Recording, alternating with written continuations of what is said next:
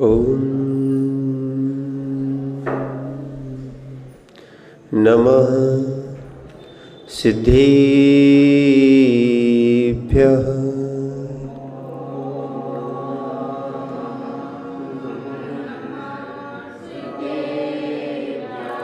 ओम नमः सिद्धेभ्यः।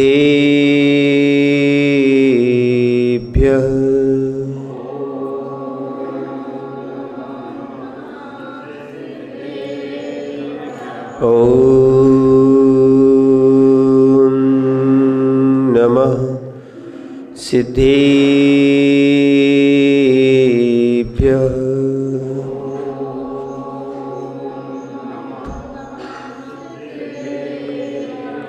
नमः श्रीवर्धमानाय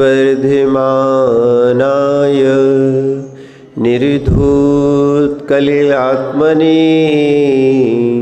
शालोकानां त्रिलोकानां यद्विद्यादर्पणायति। नमो अर्हन्ताणं नमो सिद्धाणं नमो आयर्याणं नमो उवच्छायाणं नमो लोहे सौविसावणम्। जय बोलिए अनंतानंद सिद्ध परमेष्ठी भगवाने की। देवाय देव एक खजर्षि आदिनाथ भगवाने की। देवाय देव एक खजर्षि चिंतामणि पार्श्वनाथ भगवाने की। देवाय देव एक खजर्षि भगवान महावीर स्वामी की। परम पूज्य आचार्य भगवान कुंद कुंद स्वामी की। परम पूज्य आचार्य भगवान समंतबद्ध स्वामी की। परम पूज्य आचार्य श्री विमल सागर जी महाराज जी की। परम पूज्य गणाचार्य गुरुवर विराग सागर जी महाराज जी की।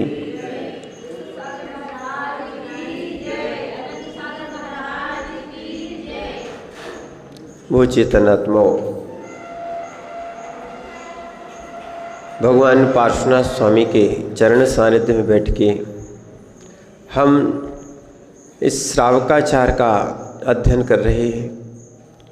वास्तविकता में ये श्रावकाचार एक दिन हमारे लिए मूलाचार और अरहंत तक बनाने का एक क्रम बताएगा। जो व्यक्ति इस चरणानियों को समझेगा और समझने के बाद वैसे चलने का उद्यम करेगा, तब ये जीव इस कर्मों से छूटने का प्रयास कर सकता है। क्योंकि आत्मा जो है, आत्मा की प्रवृत्ति जो जिस रूप नहीं हो पा रही है, या आत्मा की प्रवृत्ति रूप चारित्र को घातने वाले चारित्र मोहिनी कर्म है। और चारित्र मोहिनी कर्म की दो प्रकृतियां कहें जो जीव के चारित्र को घात कर रही हैं। कल अपन ने पढ़ा था, चारित्र को दो प्रकार से बताया था। एक तो सकल, दूसरा विकल। तो यहाँ बता रहे अप्रत्याख्यान वर्ण, अप्रत्याख्यान क्रोध मान माया लोभ। क्या? अप्रत्याख्यान क्रोध मान माया लोभ, यानी ये समझना जो क्रोध आपका 15 दिन से 6 महीने तक चलता है, उसके लिए वो कहा गया है अप्रत्याख्यान। अवृत्ति का वो देश संयम का घात किए हैं। किसका घात किए हैं? क्रोध मान माया लोभ, यानी कसाय ही जीव के संयम का घात करती है। क्या है? जिन जिन जीवों को कसाय ज़्यादा आती है उनका संयम घात होता है। यही कारण है, अनादि काल से यही कारण है जीव का जो है ये कसाय भाव जाता नहीं है, संयम भाव आता नहीं है। जब तक कसाय भाव मंद नहीं होगा तब तक ध्यान रखना चारित्र मोहिनी मंद नहीं होगा।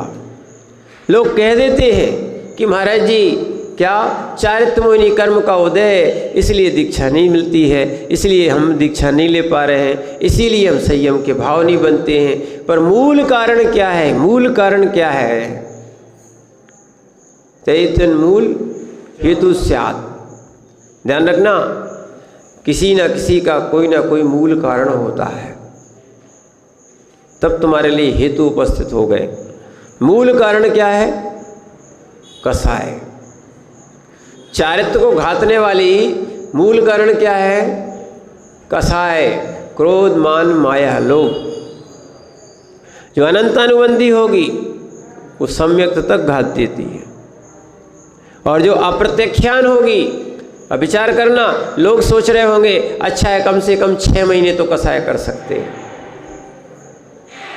अनंतानुबंधी नहीं रहेगी तो 6 महीने तक तो कसाय चले, कोई दिक्कत नहीं, कर सकते। पर नहीं, कसाय तो कसाय है, कसाय तो आत्मा को क्रस करती है। इस कारण से जो आत्मा का सुख था, जो आत्मा का स्वभाव था, जीव उसमें नहीं पहुंच पा रहा।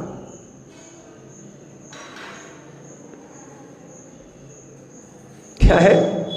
जो आत्मा का सुख था, जो आत्मा का स्वभाव था, उसमें कोई बाधा देने वाला कोई वस्तु है तो उसका नाम है कसाय। अगर एक देश संयम नहीं आ रहा है तो अप्रत्याख्यान कसाय है, और यदि सर्वदेश संयम कह दो, महाव्रत रूप संयम कह दो, जिनके भाव नहीं हो पा रहे हैं, इनका क्या है? प्रत्याख्यान कसाय का उदय चल रहा है, पूरे जीवन में उदय चल रहा है आपका। क्या है? विचार करना, जीव के संयम के भाव क्यों नहीं हो रहे?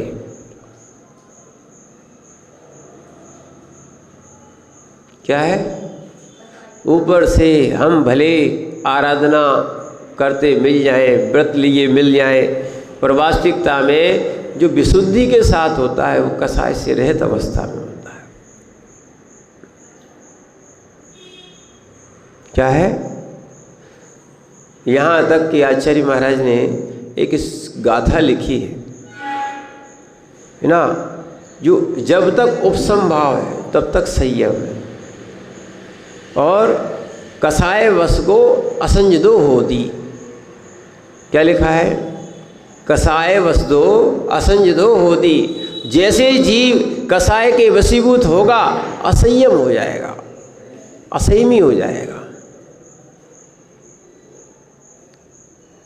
क्या है? ये कसाय जैसे दूध में शक्कर घुली होती है, नमक में और पानी में नमक घुला होता है, नहीं दिखती, पर स्वाद लेने पर पता चल जाता है कि इसमें नमक है कि नहीं है, मीठा है कि नहीं है, और उसकी मात्रा कैसी है। ऐसी जीव के अंदर वास्तविकता में संयम का आनंद नहीं आ रहा, इसका अर्थ है कहीं ना कहीं कसाय अंश बैठा है। क्या है? देखो, सत्य तो सत्य है, भले अपन कहें कि हमें कसाय कहाँ आ रही, हम तो पूजा कर रहे, हम तो प्रवचन सुन रहे, कसाय, ध्यान रखना, कसाय है तब तो कसाय की सत्ता आपके पास है, और वो भी अप्रत्याख्यान और प्रत्याख्यान की, तब तो आपको क्या ये देश संयम और सकल संयम के लेने के भाव नहीं हो रहे। जैसे ही कसाय का अभाव होता है, वैसे वैसे जीवों के अपने आप, ध्यान रखना, क्या है? जैसे जैसे कसाय का अभाव होता है, वैसे वैसे जीवों के अंतरंग भाव जागृत हो जाते हैं। देखो, जैसे जैसे बादल हटते जाते हैं, वैसा वैसा प्रकाश बढ़ता जाता है, सूर्य दिखने लगता है। ठीक है? जैसे जैसे मल हटता जाता है, तो वैसे वैसे क्या नवीन भैया, हीरा चमकने लगता है, सोना भी चमकने लगता है। ऐसे ही जैसे जैसे जीव के अंदर कसाय भाव कम होते जाते हैं, उसके संयम भाव प्रकट होने लगते हैं। और कसाय का अर्थ एक नहीं लेना, कसाय का अर्थ क्रोध भी है, मान भी है, माया भी है, लोभ भी है। हो सकता है कोई क्रोधी नहीं हो, बहुत लोभी जीव हो।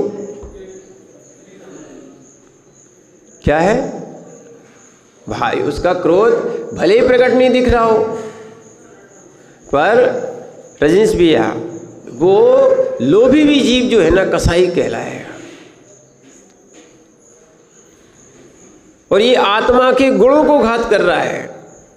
यानी वास्तविकता ये है, अगर सम्यक दृष्टि जीव, जो आपको कल बताया था, सम्यक दृष्टि जीव जब समझ लेता है सुख तो आत्मा में है, कहाँ है वास्तविकता, क्या है सुख कहाँ है, आत्मा में है, तो वो पर द्रव्यों का संग्रह ही नहीं करता और पर द्रव्यों के पीछे इतना पाप भी नहीं करता कि हम उसको बढ़ाते जाएं और इसी जीव को भोगना पड़ेगा। सारे पापों को भोगने वाला कौन? और पाप प्रणाली काव्यो जो निकल चुका है, ये पाप जो है ना पापों की प्रणाली है, पापों का निरंतर आश्रव चल रहा है, निरंतर आते जा रहे हैं। इसी जीव को फिर अनंत भाव तक भटकना पड़ेगा। स्वयं के कर्म के द्वारा जीव भटकता है, पर के कर्म के द्वारा कोई जीव नहीं भटकता। क्या है? स्वयं के कर्म के द्वारा, मैंने जैसा तुम बीज बोजाओगे ना स्वयं के लिए, वैसे तुम्हारे लिए कई गुना फसल आएगी, चाहे वो अच्छे रूप में हो और चाहे वो बुरे रूप में हो। इसीलिए वर्तमान में जो व्यक्ति समझ जाता है वो व्यक्ति भविष्य का ध्यान रखना अपने स्वयं का निर्माण करने वाला होता है। यदि यहाँ पर तुम अहिंसामय प्रवृत्ति करने लगे तो आगे देश संयम और सकल संयम भी मिल सकता है। जिन्होंने वर्तमान में संस्कार नहीं बनाए, भावना नहीं बनाई, विरक्ति नहीं आई, तो अगले भाव में उनको नहीं मिल पाएगा। क्या है? जैसे तीर्थंकर प्रकृति किसको बनती है? जो 16 कारण भावना भाता है, भाता ना, ठीक है ना? ऐसे ही जो व्यक्ति अनंत काल से संयम की भावना भाता है उसको ये देश संयम और सकल संयम मिलता है। लोगों को लगता जरूर है कि 1 घंटे में दीक्षा हो जाती, क्षण भर में लोग बैरागी बन जाते हैं। ध्यान रखना, अगर भरत की बात करते हो, देखना भरत घर में रह के बैरागी थे और इसी कारण से, और पर उनकी बैरागी की भावना कितनी तीव्र थी कि घर में रहने के बाद भी, माने राज्य में रहने के बाद भी वो लिप्त नहीं थे। क्या नहीं थे? आसक्ति नहीं थी। उनकी इतनी साधना उन्होंने घर में की। वास्तविकता में ऐसी साधना करने वाला साधक बिरला ही होता है जो क्षण भर में, यानी जिसको एक अंतर्मुख लगे महाराज मात्र उनको और केवल ज्ञान हो गया। पर ऐसी विरक्ति जो है ना, अगर सब लोग चाहें तो ऐसी विरक्ति ला नहीं सकते, क्योंकि सबकी अपनी अपनी उपादान शक्ति होती है। क्या है? दिखाने के लिए नहीं होता है। नहीं तो बहुत सारे लोग कहते हैं हम तो भरत जैसे वैरागी हैं, बस क्षण में कपड़े उतारेंगे केवल ज्ञान हो जाएगा। ध्यान रखना, ये उनकी अज्ञानता है। कहने से केवल ज्ञान नहीं होता। तीर्थंकर जैसे जीव, और पहले तीर्थंकर जैसे जीव के लिए 1000 वर्ष लग गया। कौन? आदिनाथ स्वामी को, ऋषभदेव को 1000 वर्ष साधना में लगे थे, और भरत स्वामी को अंतर्मूर्छ। उसका कारण भी था। क्या? उसका कारण भी था, उन्होंने भाई को देख लिया था। सारे भाई, देखो एक चीज़ बताएं, उनको ये वैराग्य था, ऐसा घटित नहीं हो सकता। कारण क्या था? उनके चक्र के कारण, चक्रवर्ती के कारण सारे भाइयों ने दीक्षा ले ली थी।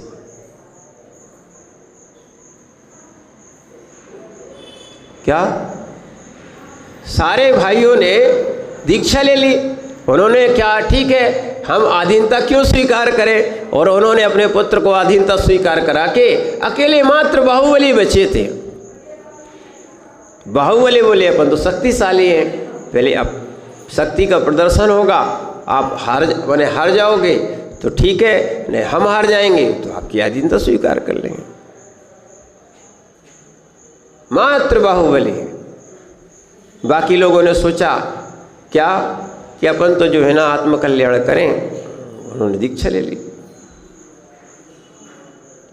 और जैसे ही दीक्षा ले ली, अब भरत उनको दुख तो हुआ कि बताओ हमारे कर्ण जो है मेरे भाई दीक्षा लेके चले गए। भले उनका एक निमित्त बनाओ, पर वो निमित्त लिए सोच रहे थे। ऐसे ही ध्यान रखना, यहाँ भी जब भरत तीनों युद्ध हार गए थे, सुनना, और फिर भी चक्रवर्ती कहला रहे थे, जनता और लोग सभी जानते थे चक्रवर्ती तो वास्तविकता में अगर नीति से देखा जाए, न्याय से देखा जाए तो कौन थे?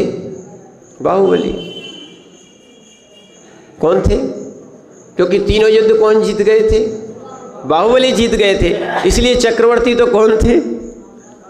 बात तो यही हुई थी ना। पर अब हम राज्य कर रहे हैं, इसीलिए ध्यान रखना, हारा हुआ व्यक्ति जो होता है, कैसा हारा हुआ व्यक्ति जो होता है, उसके लिए राज्य में मन नहीं लगता।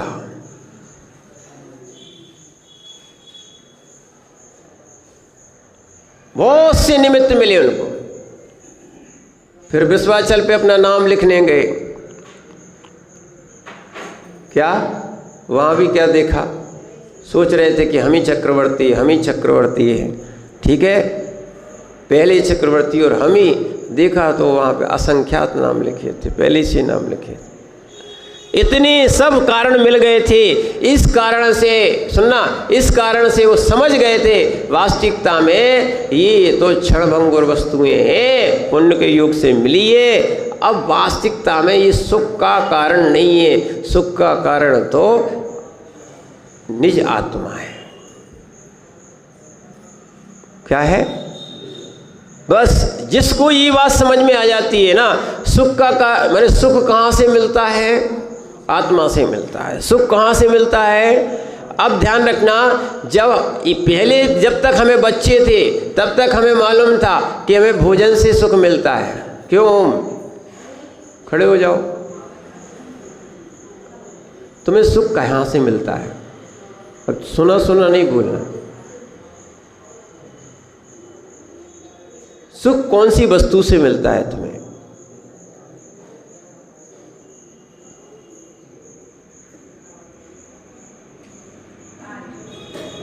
अरे जल्दी बोलो, समय नहीं है। बहुत बढ़िया, अपने मन से बता दी। जब तक कोई कार्य नहीं करोगे तो सुख नहीं मिलेगा। बहुत अच्छा, बैठ जाओ। कुछ लोग ऐसे भी होते हैं, कुछ लोग खाने में, कुछ लोग सोने में, ठीक है, कुछ लोग सोने में, कुछ लोग हीरे में, ठीक है। क्या है? इनमें सब इंद्रिय सुख में सुख मानते कि नहीं मानते? क्या कहीं अच्छा भोजन मिल जाए, कहीं अच्छा, अरे और तो ठीक है, कसाय में सुख मानते, कहीं सम्मान हो जाए। क्या है? सम्मान हो जाए, कहीं और भी सुख है। पूजा में भी सुख है, कोई किसी की अगर पैर पड़ ले, नमस्कार कर ले तो क्या है? उसमें सुख हो जाता है, ठीक है ना। तो कई लोग और कहीं परिवार में वास्तविकता तो यही है, जब तक जीव अन्य वस्तुओं में सुख ढूंढेगा वो अज्ञानी कहलाएगा, क्योंकि है ही नहीं है। सुख कहाँ है? और जब सुख समझ में आ जाता है तो फिर वस्तुओं का सुख का जो अनुभवन होने वाला था वो समाप्त हो गया। इसीलिए ये सब देश संयम में आते हैं। क्या है?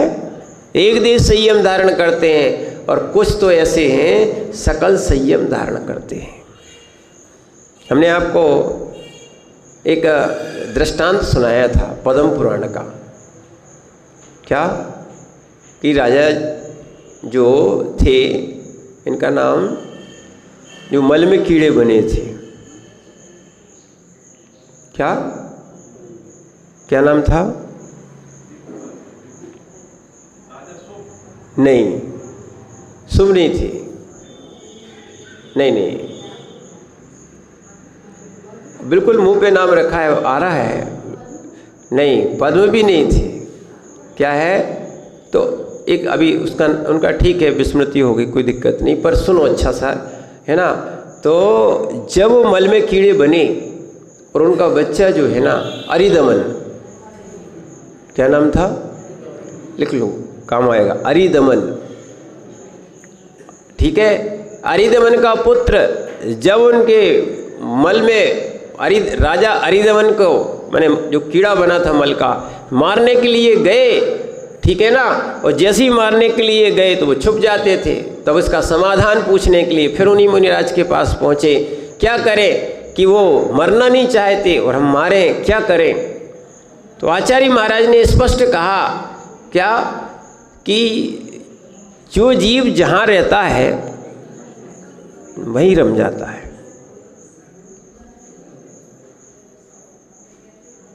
क्या बरसात में अब ध्यान रखना कीड़े कीड़े हो रहे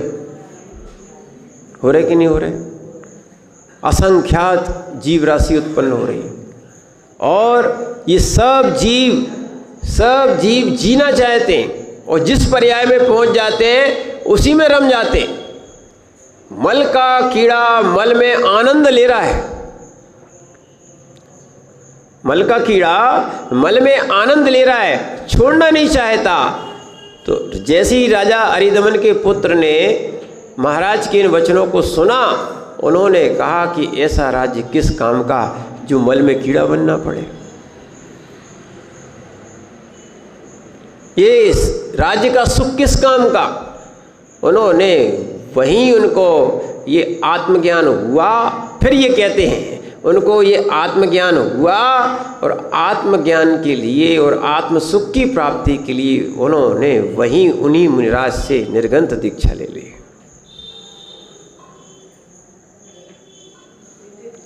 हाँ, राजा अरिदमन के बेटे ने मात्र प्रश्न करने गए थे।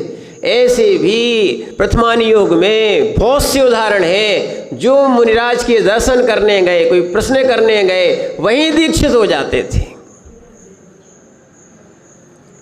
यह वैराग्य क्या है समझना, क्योंकि सुख आत्मा में है और जब आत्मा का सुख ग्रस्त में रहोगे तो बहुत थोड़ी सी क्या है दिक्कतें आएंगी। क्या है, तो इसीलिए थोड़ा थोड़ा लिया जाता है, वहाँ एक देश लिया जाता है तो वो क्या कहलाता है, विकल्प। और जो व्यक्ति सोच लेता है जब छोड़ना तो है ही, तो फिर थोड़ा थोड़ा क्या करे, एकदम पूरा छोड़ ही दो। वो व्यक्ति सकल चारित्र को ग्रहण कर लेता है, ध्यान रखना। और जो व्यक्ति देखो अब संक्लिष्टता में नहीं रहना, जो व्यक्ति नहीं छोड़ पा रहे हैं, जो कई लोग सोचते हैं कि महाराज जी अब ऐसी स्थिति आपने बना दी, हमने नहीं बनाई। क्या है, हमने आपकी कोई स्थिति खराब नहीं बनाई, हम तो आपको शास्त्र सुना रहे हैं और शास्त्र सुनने का यही फल है कि व्यक्ति के भाव लगने लगते हैं कि अब संसार में नहीं रहना चाहिए। यही शास्त्र का सही फल है। और जब ये ऐसा हो जाता है फिर उसको विरक्ति होती है। विरक्ति होती है तो धीरे धीरे छोटा छोटा संयम अपनाता जाता है। क्या है, छोटा छोटा जब वस्तु क्या है, जब वस्तु समझ में आ रहा वो अपनी नहीं है, सुख का कारण नहीं है, तो हम क्यों अपने समय को बर्बाद करें। समझना, जैसे हम लोग भी हैं, अब जिसको छोड़ के आए हैं उसी में फिर पड़ जाएं और फिर जोड़ने लगे, काहे को दीक्षा ली थी। क्या है, समझना आप बात को। जो ग्रस्त काम करे और वो ही मुनिराज काम करने लगे तो आप ही कहते हैं महाराज ये तो हमारा काम है, हम लोग कर लेंगे, बोलते ना, ठीक है ना। तो इसीलिए वास्तविकता है जिन पापों को, इसलिए धीरे धीरे वो छोड़ता है। और जैसे ही और एक व्यक्ति ऐसा भी होता है प्रबल पुरुषार्थी होता है तो सब छोड़ के आ जाता है।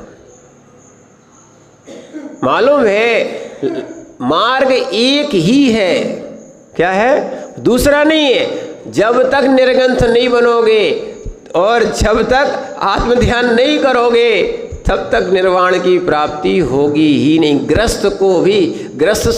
ग्रस्त किंचित मोक्ष मार्गी है, एक देश मोक्ष मार्गी है, पर ध्यान रखना ग्रस्त से मोक्ष नहीं होता, बनना तो मुनि ही पड़ता है। क्या है? मार्ग एक ही है। क्या है?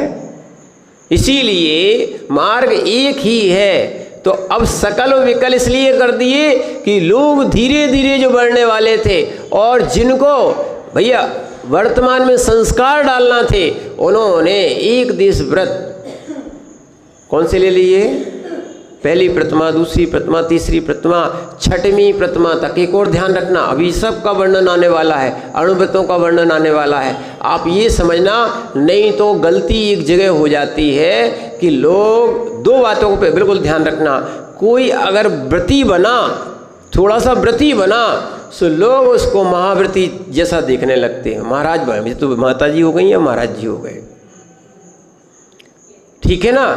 अगर वो अपने काम करते हुए दिख गए, इनको ऐसा नहीं करना चाहिए, इनको अरे भाई देखो तो उनकी प्रतिमा तक कैसा क्या उनका व्यवहार है। छठवीं प्रतिमा तक पति पत्नी ग्रस्त जीवन अपना आराम से रह सकते हैं। सातवीं प्रतिमा में ब्रह्मचर्य आता है। ये सब इस विषय में आने वाला है, ठीक है ना। आठवीं प्रतिमा से व्यापार छूटता है। कौन सी?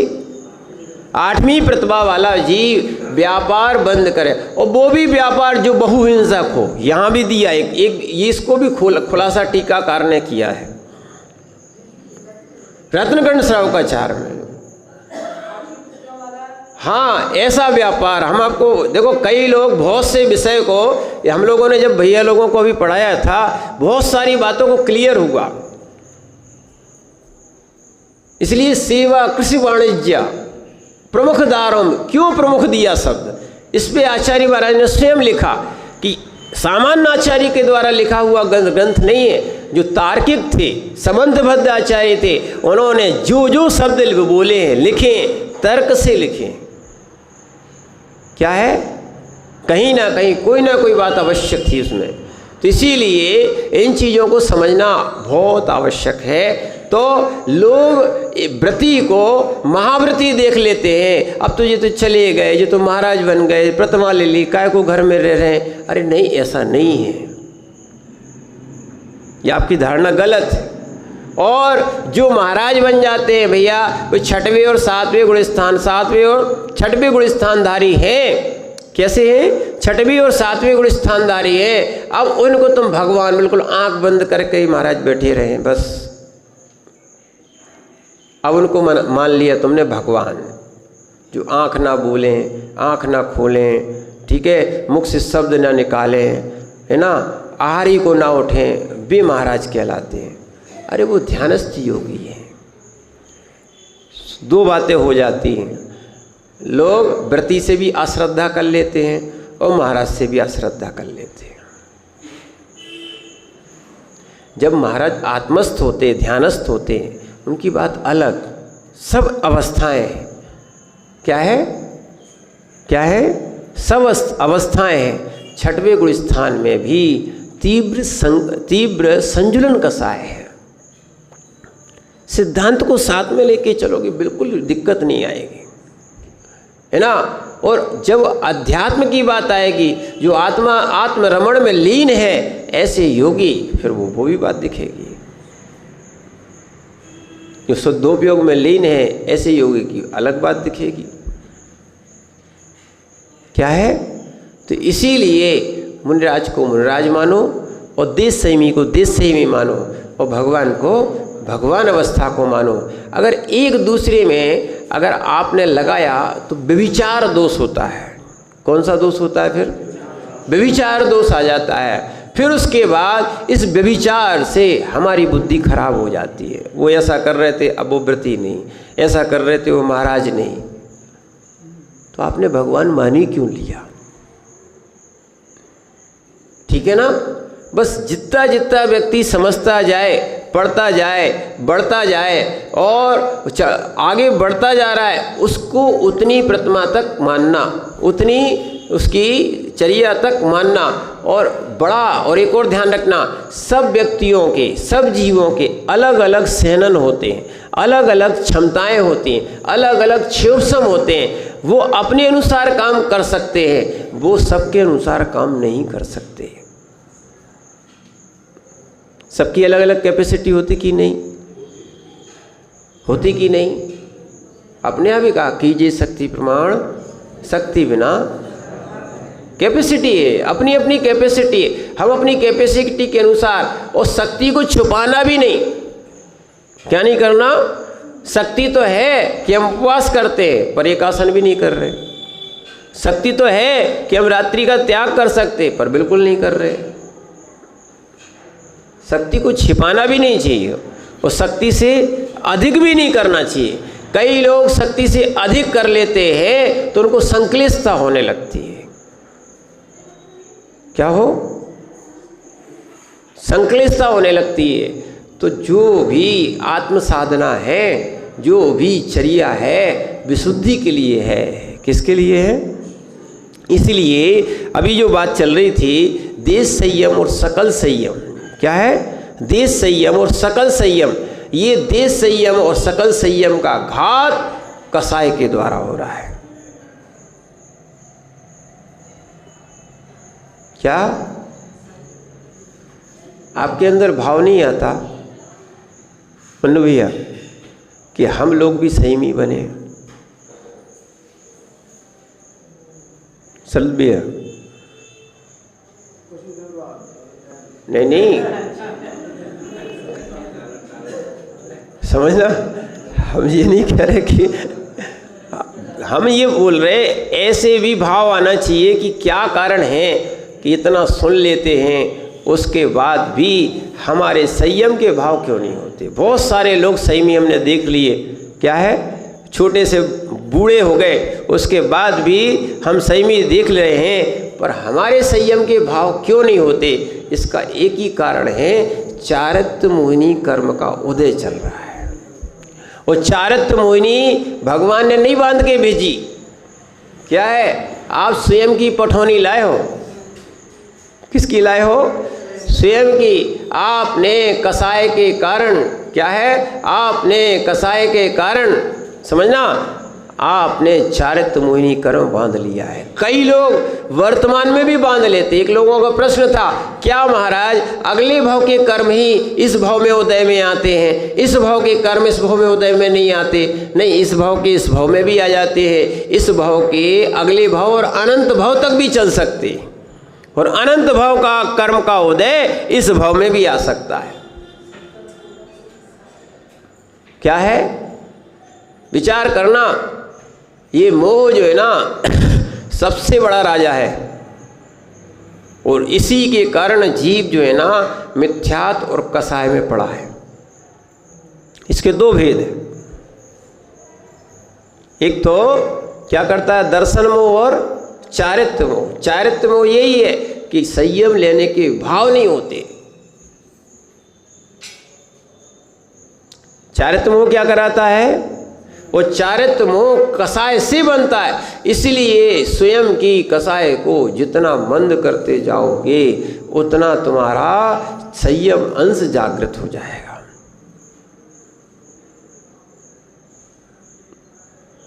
क्या है? संयम अंश जगो जगह प्रथमाता को। हाँ, तो ये एक हिंदी में पद दिया है कि आचार्य सुनाते थे, वो संयम अंश जगो जहाँ प्रथम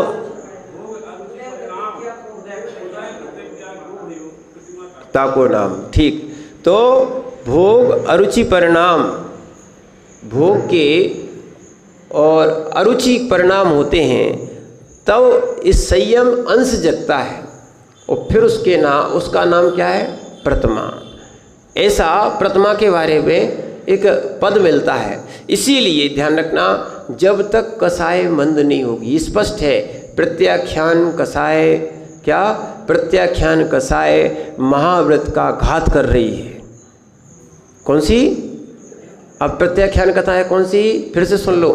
क्रोध, मान, माया, लोभ, इन सब का अलग अलग अनुपात है। 48 मिनट तक चले तो संजुलन, 48 मिनट से और 15 दिन तक चले प्रत्याख्यान, और 15 दिन से जो 6 महीने तक चले अप्रत्याख्यान, और 6 महीने से अनंत काल तक चले अनंतानुबंधी।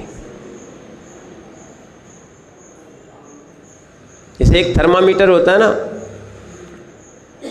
वो पारा जितना जितना बढ़ता है उतना उतना बुखार माना जाता है, ठीक है ना। ऐसे ही आपका 48 मिनट संजुलन हुआ, ये मान के चलना है। जबकि संजुलन कसाय जो है ना मुनियों को हो पाती है, उससे ज़्यादा फिर उनका या तो गुड़ स्थान नहीं रहेगा या छूट जाएगी, ठीक। और बड़ी, क्या बड़ी? और बड़ी तो वो किस में जाएगी? किस में जाएगी? प्रत्याख्यान। किस में? प्रत्याख्यान, ठीक है। तो वो 15 दिन तक कब तक? व्रती जो भी है अधिक से अधिक उनकी कसाय 15 दिन तक रह पाएगी, अन्यथा या तो व्रतीपना छूट जाएगा या कसाय छूट जाएगी। क्या छूट जाएगा? हाँ, इसीलिए निसल्यो व्रती माया मिथ्या निदान ये भी कहा है। और कसाय के कारण भी बस यही कहे, कसाय के कारण ही पतन होता है। और हमें कसाय तो भोजन ना मिले तो चलेगा, पर कसाय की पूर्ति होना चाहिए।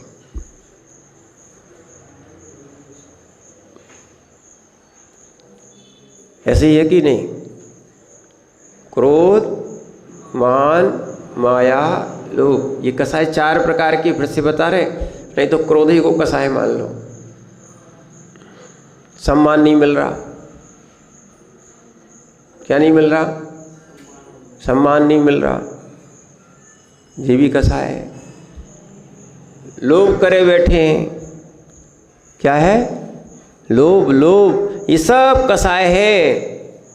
मायाचारी कर रहे, अब किसके पीछे? सुप्त वस्तुओं में ही नहीं है, फिर मायाचारी किसके लिए? क्या है? वास्तविकता में फिर लोगों को लगता है कि क्यों हिंसा करें, क्यों झूठ बोलें, क्यों चोरी करें, क्यों मायाचारी करें, और क्यों कुशील का सेवन करें, और क्यों परिग्रह को इकट्ठा करें, ठीक है ना। इसीलिए इन चीज़ों को छोड़ता है। और अब यहाँ पे आचार्य महाराज आगे जो है आपको आगे की गाथा में बताते हैं कि कहाँ तक बता दिया था? 50 नंबर हो गई थी। हाँ, अब बताते हैं कि श्रावक के जो है ना, गृहस्थों के चारित्र जो है, हाँ, उनको बता रहे हैं। और आज आप नई बात सुनोगे। क्या सुनोगे? आपने नहीं, अच्छा है। हम तो सोच रहे थे कि यहाँ तक तो जो है समझना, इस पक्की बात मान के चलना, बिना व्रती हुए। और ये हमारे प्रवचन नहीं है, ध्यान रखना, हम भी भूल नहीं करते, है ना। विश्रुत सागर जी तो लुढ़कते लुढ़कते लुढ़िया बने, सही बात बताया आपने तो, है ना। अपना तो कुछ नहीं है, ये जिनवाणी का प्रभाव है। इसी को पढ़ के सुन के हम बैरागी हुए। क्या है? ये भगवान की वाणी है, ये अपना कोई कर्तव्य तो नहीं है, ध्यान रखना, ठीक है। वास्तविकता ये है कि इस चीज़ को सुनो। आपकी जो है यहाँ पर चारित्र की बात कही जा रही, विकल चारित्र। कौन सा? विकल चारित्र, यानी देश संयम जिस लिया जाता है वो कौन कौन सा होता है। तो आपको पहले बताया था कि अभी आने वाला इसमें भी आएगा, आपके 8 मूल गुण होते कि नहीं? कितने होते हैं? 8 मूल गुण। कितने होते हैं? मूल गुण होते हैं। कितने होते हैं? कौन कौन से? क्या? ठीक है ना। आप दोनों, हम तो 3 बात मानेंगे, 3 आचार्यों के 3 है। फिर से अपन, क्योंकि आज का विषय चल रहा है, ठीक है। तो यहाँ पर आज 12 व्रतों की भी बात आ रही है। जब 8 मूल गुण हैं तो 12 की आवश्यकता क्या थी, ये भी प्रश्न हो सकता है। ध्यान रखना, वो 12 है तो 8 कौन, 8 क्या है? ध्यान रखना, 8 मूल गुण हैं। संबंधबद्ध आचार्य जब पढ़ाएंगे अपन को, अभी बताएंगे तो आपको वहाँ हम बता देंगे, ठीक है। क्लियर हो जाएगा कि 3 प्रकार के मूल गुण हैं। कितने प्रकार के?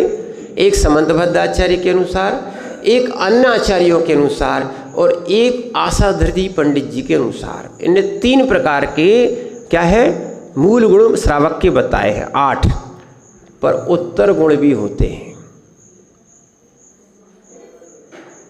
क्या है? उत्तर गुण भी होते हैं। कितने होते हैं? उत्तर गुण भी होते हैं। वो होते हैं, यहां बता रहे आपके मूल गुण तो 8, क्या होते हैं? 8। और उत्तर गुण कितने होते हैं? कितने होते हैं? 12। अभी बताएंगे, ठीक है। तो इस प्रकार आपके मूल गुण और उत्तर गुण, तो आपके 20 व्रत हो गए। कितने हो गए? 20 हो गए, पक्के हो गए ये, ठीक है ना। इसीलिए चाहे उनको पंथी कह लो और चाहे व्रत कह लो, क्या है? ध्यान रखना, 13 प्रकार का चारित्र्य मुनियों का होता है। किसका होता है? मुनियों का होता है। किसका होता है? नवीन भैया ऐसे देख रहे हो जैसे महाराज जी बहुत बंदूक लेके बैठे। ध्यान रखना, सत्य को सत्य ही कहना पड़ेगा, लीपापोती नहीं चलती, ठीक है। नहीं तो तुम 13 की बात करो तो और भी लोग बैठे हैं, हम तो शुद्ध 13पंथी हैं। क्या बोलोगे?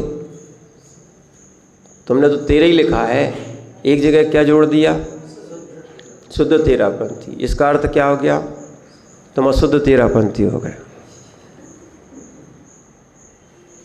तो क्या होगा?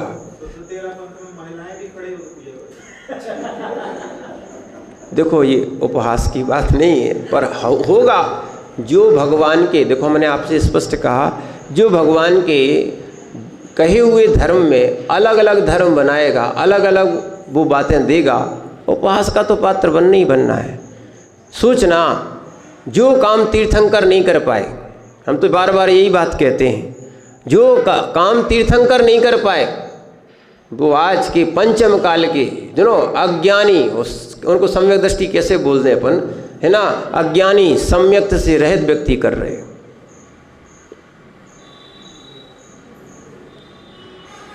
क्या 24 तीर्थंकर हुए, उन्होंने 24 पंथ भी नहीं बनाए, एक ने भी एक कोई पंथ नहीं बनाया। क्योंकि देखो, वस्तु जैसी है उसको वैसे ही कहोगे कि उसको अलग कह दोगे? क्या है? इसीलिए ये जो कथन है, इतने बड़े बड़े आचार्य जिन्होंने जो श्रावकाचार ग्रंथ लिखे, इन्होंने भी, एक ने भी कोई पंथ की बात नहीं कही। यहाँ इनके अभी श्रावकाचार्य मान्य है, कहीं भी 36 श्रावकाचार संग्रह मिलता है, 36 श्रावकाचार्यों का संग्रह मिलता है, कहीं भी एक भी जगह पंथ की बात नहीं आई। इसीलिए ध्यान रखना, 8 मूल गुण हैं, और ये हम नहीं बोल रहे हैं, ये आगम ने बताया है। 8 जीव के मूल गुण हैं और 12 उत्तर गुण हैं। अब संख्या 20 हो रही तो हम क्या करें? क्या है? ठीक है ना, मूल गुण और उत्तर गुण की बात कर रहे हैं हम तो। इसीलिए समझना क्या है, क्या लोग क्या करते, वास्तविकता तो ये है, अपनी कसाय की पुष्टि होना चाहिए, हमें आगम और किसी से कोई मतलब नहीं है। और इसी कारण से जीव का असंयम भाव चल रहा है। एक तो मुथ्यात का उदय और दूसरा क्या है? असंयम भाव। तो इसीलिए सबसे पहले चिंता नहीं करो, आचार्य महाराज ने आपके लिए तीन गुण बताए। क्या बताए अपन पहले पढ़ते हैं 51 नंबर के श्लोक में। ग्रहेणा त्रिदः तिष्ठणु, ग्रहेणा त्रिधा तिष्ठणु, गुण शिक्षा वृतातिकं चरणम। ऐसा भी पढ़ सकते हो, वो बनेगा नहीं, ऐसे ही पढ़ लो। ग्रहेणाम त्रिधा तिष्ठणु, गुण शिक्षा वृतातिकं चरणम, पंचत्रिचतुर्भेदम, त्रियं यथा शंखमाख्यातम्, त्रियं यथा शंखमाख्यातम्। पढ़ो।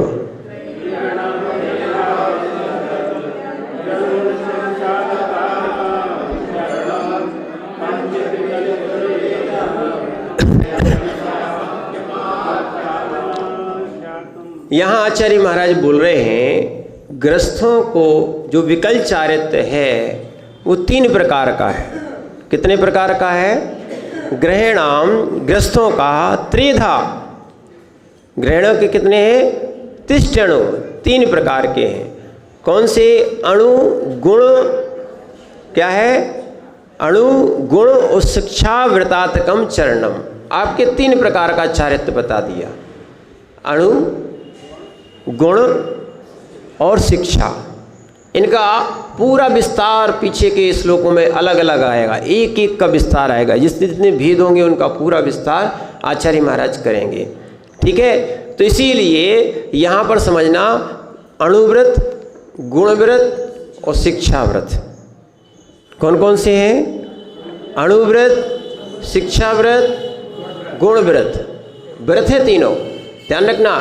और इनको पंच त्रि चतुर्भेदम, तीनों के कितने भेद हैं? 5, 3 और 4। इस प्रकार यथा शंखमाख्यातम, इस प्रकार कितने व्रत हो गए? 12। नहीं मानना 12 तो 3 मान लो आप। क्या है? आप कसाय पकड़ना तो पकड़ सकते हो, कोई दिक्कत नहीं है। क्या है? 3 ही मान लो आप। मूल गुण क्या? हाँ, अरे बताएंगे ना, आप चिंता क्यों कर रहे हैं? आप पूरी चीज़ बताएंगे आप। ये एक एक की परिभाषा आएगी, एक एक के अतिचार आएंगे, ठीक है ना। तो इसीलिए 5 अणुव्रत, कितने हैं? 5 अणुव्रत और 3 शिक्षा व्रत, नहीं 3 गुण व्रत, जो ध्यान रखना, जो गुणों की विशेषता बढ़ाते हैं, जो अणुगुणों की, अणुव्रतों की विशेषता बढ़ाते हैं, गुण बढ़ाते हैं, वो है गुणव्रत। और जो मुनि बनने की शिक्षा देते हैं वो शिक्षा व्रत। क्या है? ध्यान रखना, जो मुनि बनने की शिक्षा देते हैं वो शिक्षा व्रत। गुणव्रत कौन से हैं? तो यहाँ दिया है दिग्व्रत, अनर्थ दंड व्रत और भोगो भोग परिमाण व्रत। ध्यान रखना, अंतर है, थोड़ा सा अंतर है। आचार्य उमा स्वामी के अनुसार और आचार्य समंतभद्र स्वामी के अनुसार। अपन इसकी परिभाषा वगैरह सब आगे देखेंगे क्या अंतर है। तो यहाँ पर उन्होंने दिग्व्रत, देशव्रत और अनंत दंड व्रत कहा है, पर इन्होंने क्या है, क्या दिग्व्रत, देशव्रत, नहीं दिग्व्रत और अनर्थ दंड व्रत और भोगो भोग परिमाण व्रत, इन्होंने थोड़ा सा भिन्न कर दिया। यहाँ मात्र वो दिग्व्रत लिया है, ठीक है। और जो देश व्रत और अनर्थ दंड व्रत ये कहाँ गया? तो ये भोगो भोग परिमाण शिक्षा व्रत में ले लिया है। कौन ने? तत्वार्थ सूत्रकार ने। कहाँ ले लिया है?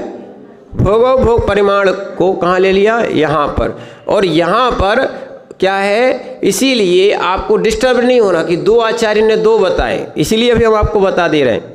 अभी तो अपन समंतभद्र आचार्य के अनुसार पढ़ें दिग्व्रत, ठीक है, दिग्व्रत, और दूसरा अनर्थ दंड व्रत, और तीसरा भोगो भोग परिमाण व्रत। ये नाम भर बता रहे अभी, ये 3 गुण व्रत हैं और 4 शिक्षा व्रत हैं। कौन कौन से हैं? 4 शिक्षा व्रत। तो देशावकाशिक, सामायिक, प्रोषदोपवास और वैयावृत्ति। ध्यान रखना, वैयावृत्ति भी शिक्षा व्रत है। क्या है? और वैयावृत्ति में क्या क्या शामिल है वो तो बहुत चीज़ें आपको समंतबद्ध आचार्य बताएंगे।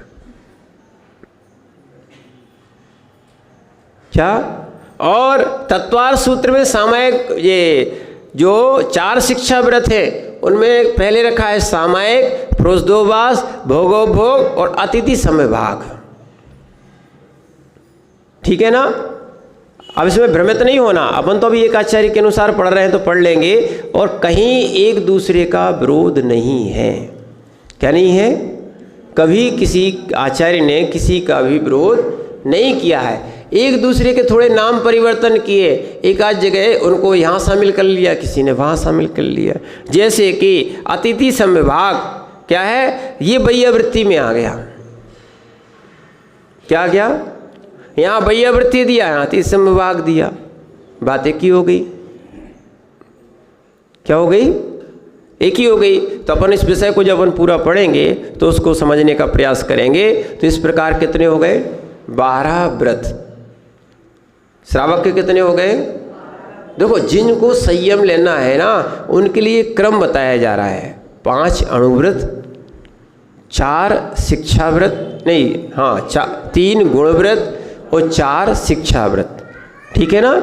ये हो गए आपके 12 व्रत। तो इसीलिए अब यहाँ पर उन चीज़ों को समावेश करके आपको समझाया जाएगा। इसीलिए आप पहले 52 नंबर के श्लोक को और पढ़ ले तो यहाँ समझ में आ जाएगा कि किन किन को छोड़ना है, क्या करना है।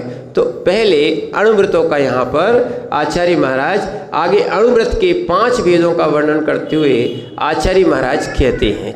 एक लोग शॉर्ट रूप में आचार्य महाराज ने बता दिया कि 5 अणुव्रत कौन कौन से होते हैं। प्राणातिपात वितत, प्राणातिपात वितत,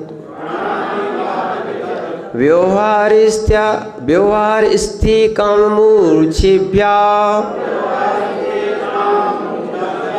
व्यवहारिस्ते काममूर्छेभ्यः, स्थूलेभ्यः पापेभ्यो, स्थूलेभ्यः पापेभ्यो, विपूर्ण मणुव्रतं भवति, विपुर्मणुव्रतं भवति, विपुर्मणुव्रतं भवति। पढ़िए।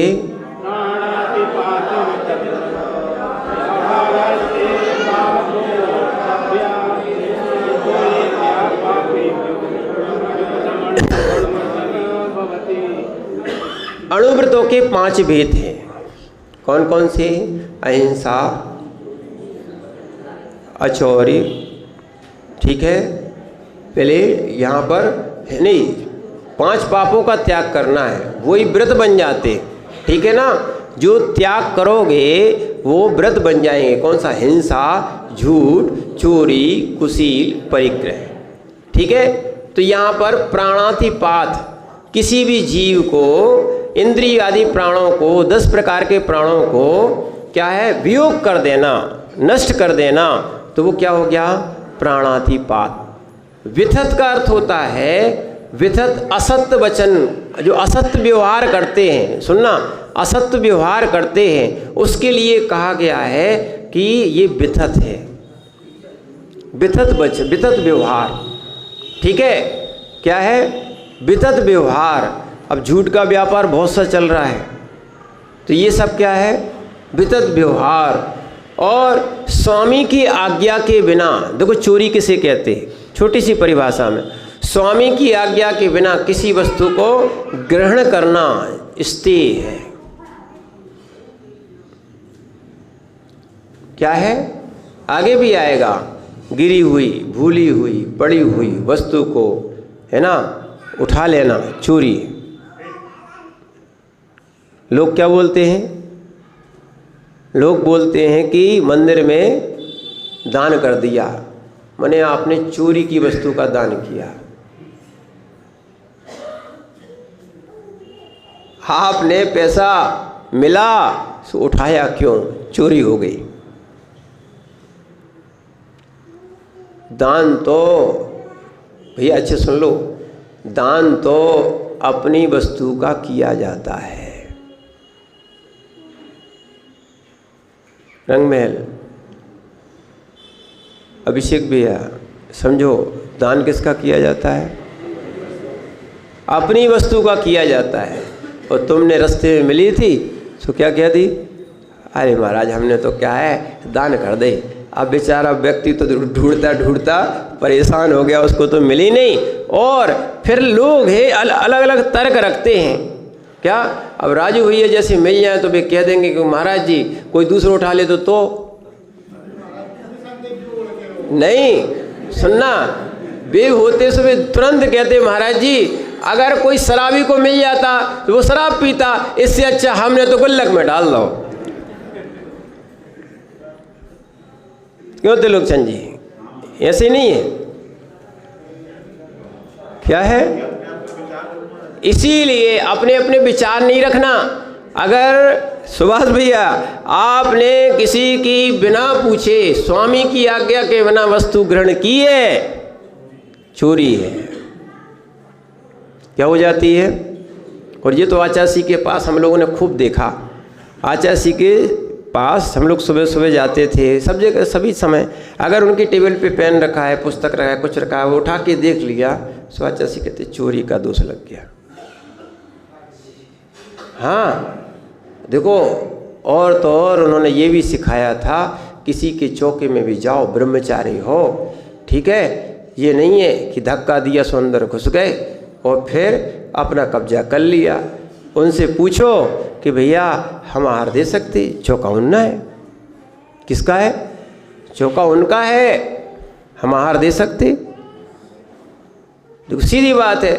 अब कोई नहीं देने दे रहा है तो भाई वो स्वामी की व्यवस्था है, ऐसा करना नहीं चाहिए। पर वास्तविकता क्या है भाई? स्वामी वो है, चौका उसका कहलाएगा। सो बेचारा तो आहार दे नहीं पाता है और तुमने धक्का दिया और सामने खड़े, ठीक है, समझना ना। ऐसे महाराज ना ऐसे। देखो देखो अपन इसलिए कह दे रहे, महाराज भी और ब्रह्मचारी भी व्यवस्था बना सकते हैं, पर व्यवस्था स्वयं की ना बिगाड़े, नहीं तो अंतराय कर्म का बंद हो जाएगा, एक चोरी का दोष भी लगेगा। जिनका चौका था उन्हीं को आहार देने नहीं मिल रहा।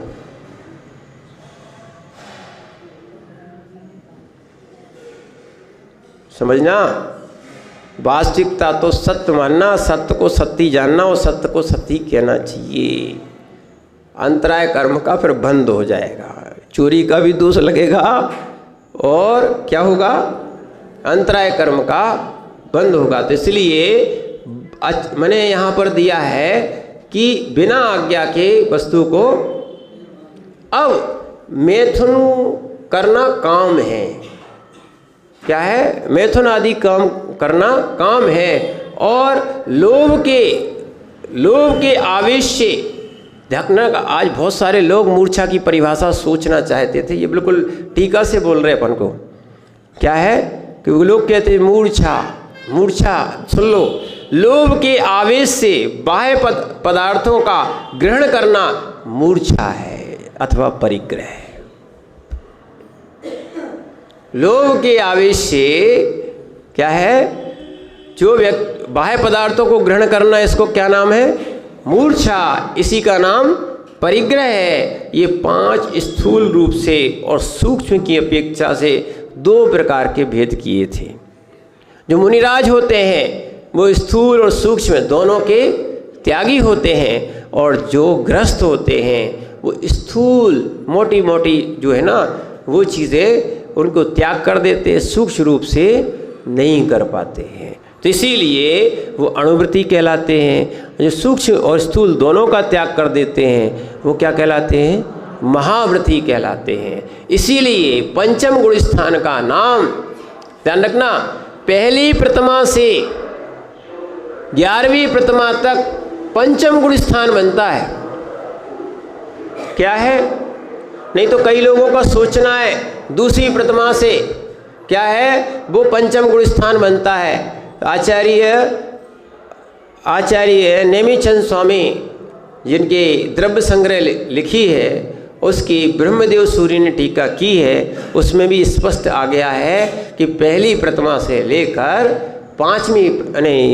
11वीं प्रतिमा तक पंचम गुण स्थान है। आर्यिकाओं का भी उपचार मृति होने के कारण इसलिए पंचम गुण स्थान है, पर वो अणुव्रती नहीं, वो महाव्रती कहलाएंगी। क्या कहलाएंगी? हाँ, महाव्रती कहलाएंगी। ठीक है ना? तो इसीलिए क्योंकि उनका एक पर्यायजन्य एक व्यवस्था है, ठीक है, तो इसीलिए आपको ये चीज़ समझना है, अणुव्रती को अणुव्रती समझना और महाव्रती को महाव्रती समझना। और एक और ध्यान रखना, अभी बहुत बहुत अच्छे उदाहरण आने वाले हैं। क्या है? कहानी भी आएंगी इनकी, 5 को अपन समझा लेंगे, फिर कहानी आएंगी। जब चंडाल जैसा जीव अहिंसाणुव्रत को धारण कर सकता है तो अपन नहीं कर सकते क्या? कौन? जैन नहीं था, कौन था? चांडाल। चांडाल जैसे जीव अणुव्रती बन सकते हैं और माना कि फिर जैन होके अणुव्रती नहीं बने तो फिर क्या कहलाओगे? इसमें भी शक है क्या? अणुव्रतों में नाम आया क्या है? हमने नहीं कहा, समंतभद्र स्वामी कह रहे, सो हम उनकी बात हम यहाँ कह रहे हैं। हमने आपसे पहले ही कहा है, भूल नहीं करना कि हम तो प्रवचन कर रहे हैं, हम तो व्याख्यान कर रहे हैं, सब ग्रंथों का सार निकाल के बता रहे हैं आपको। क्या है? ये समंतभद्र स्वामी कह रहे हैं अणुव्रती क्या है? अणु बहुत छोटा, यानी अणु कहो परमाणु कहो, जैन दर्शन में एक है। क्या है? विज्ञान में भेद है, वो परमाणु को मानता है परमाणु और अणु को मानता है वो स्कंध। जैन दर्शन जिसको स्कंद बोलता है उसको विज्ञान अणु बोलता है, और जैन दर्शन जिसको अणु या परमाणु बोलता है उसको अभी विज्ञान परमाणु बोल रहा है, पर परमाणु तक नहीं पहुंचा क्योंकि उनके विभाग होते आ रहे। क्योंकि परमाणु जो होता है वो एक प्रदेशी होता है, अप्रदेशी होता है, शुद्ध होता है, अविभागी होता है, उसके विभाग नहीं होंगे। जब तक विभाग होते जा रहे हैं इलेक्ट्रॉन, प्रोटॉन, न्यूट्रॉन और भी, तो ये सब क्या है? स्कंद है। क्या है? स्कंद है अभी वास्तविकता में, क्योंकि परमाणु सबसे सूक्ष्म होता है। क्या होता है? पुद्गल की 6 पर्याय हैं, उस 6 पर्यायों में सूक्ष्म पर्याय किसी की है तो वो मात्र परमाणु की है। उससे सूक्ष्म पर्याय जो है ना, माने सूक्ष्म मोटी होती है, सूक्ष्म और ज़्यादा उसकी बारीक हो जाती है। कर्म जो है 8 प्रकार के जो कर्म हैं वो तो सूक्ष्म हैं, और जो परमाणु है वो सूक्ष्म से भी सूक्ष्म है, सूक्ष्म है। इसीलिए ध्यान रखना, यहाँ पर आचार्य ने जो कथन किया है कि आप पंचम गुण स्थान में आ सकते हो। किस में आ सकते हो? तो इसीलिए छोटा छोटा सा त्याग, क्योंकि अणु कहा, हम अणु किस लिए व्याख्या की है? अणु यानी बहुत छोटा, परमाणु यानी बहुत छोटा व्रत है। और अपन मनुष्य जीवन में आए, क्या मनुष्य जीवन में आए और त्रियंचों के बराबर, ध्यान रखना, त्रियंचों के बराबर यदि गुण स्थान नहीं बना पाए तो अपना जीवन किस काम का?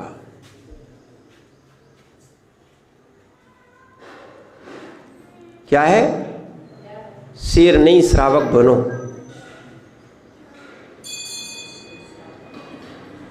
क्या नहीं बनो? कसायों के शेर नहीं, व्रतों के श्रावक बनो।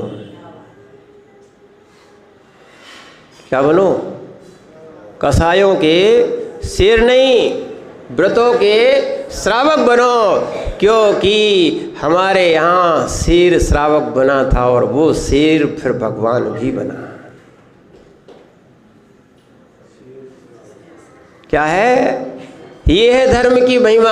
अभी लोग बोल रहे थे महाराज सब बैरागी हुए जा रहे हैं। अरे शेर तक व्रती बन सकता है, और अगर पन्ना के व्रती बन गए तो कौन सी बड़ी बात हो गई? क्या है? अगर शेर भी, अरे हम उस कुल में जन्मे, हम उस धर्म में बने शरण लिए कि जिसमें शेर भी क्या है व्रती बना है, तो अपन श्रावक है, मनुष्य है, हम व्रती नहीं बनेंगे क्या? और वास्तविकता तो यही है, जिस जीव ने व्रती नहीं बने और संलेखना नहीं की, उनका अगला भाव ये समझ लेना फिर गया काम से। और एक और बात बता दे रहे, फिर तो आप पक्के मान जाओगे। जिस व्यक्ति का, फिर से धवला जी की पुस्तक का कथन है, जिस व्यक्ति का 3 आयु का बंध हो गया, नरक का या त्रियंच का या मनुष्य का, वो व्रती नहीं बन सकता।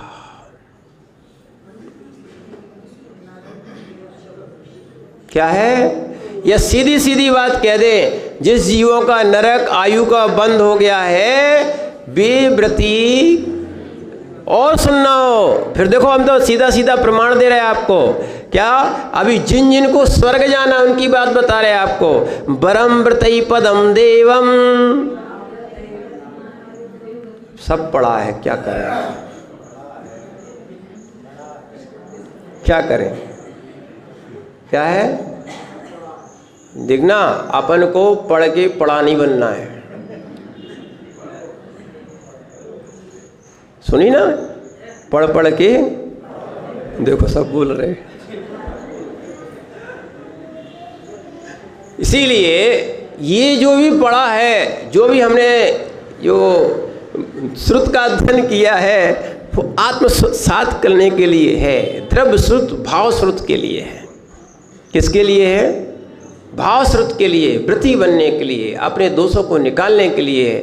इसीलिए जो व्यक्ति वरम व्रतई पदम देवम, व्रत को धारण करेगा तो देव बनेगा। ना व्रतई बत नारकम, जो व्रत नहीं धारण करेगा वो नरक जाएगा। ऐसा हम नहीं कह रहे हैं, ऐसा पूज्यपाद स्वामी ने इष्टोपदेश में 3 श्लोक में कहा है। अच्छा है, जाना है ही। क्या है? जाना है ही, क्यों ना क्यों मृत्यु से नहीं, मृत्यु महोत्सव से जाए। क्या है? आज तक लोगों ने जन्म महोत्सव, क्या है ये, शादियों के महोत्सव, बहुत से महोत्सव किए, पर मृत्यु महोत्सव क्यों नहीं करते हो? ऐसा भी काम करके जाओ, रंगमंच मृत्यु महोत्सव हो अपना। कैसा हो? है ना, मृत्यु महोत्सव हो। ठीक है, अपने जितने भगवान मोक्ष गए हैं सबके, सुनो, सबके मोक्ष के दिन कोई नहीं रोता है। लड्डू और बांटते, लड्डू चढ़ाते, लड्डू बांटते। सोचो ऐसा होता कि नहीं होता है? बस ऐसे ही सोचो कि भगवान हमारा भी इन व्रतों के कारण मृत्यु महोत्सव मने। ओम नमः सिद्धे।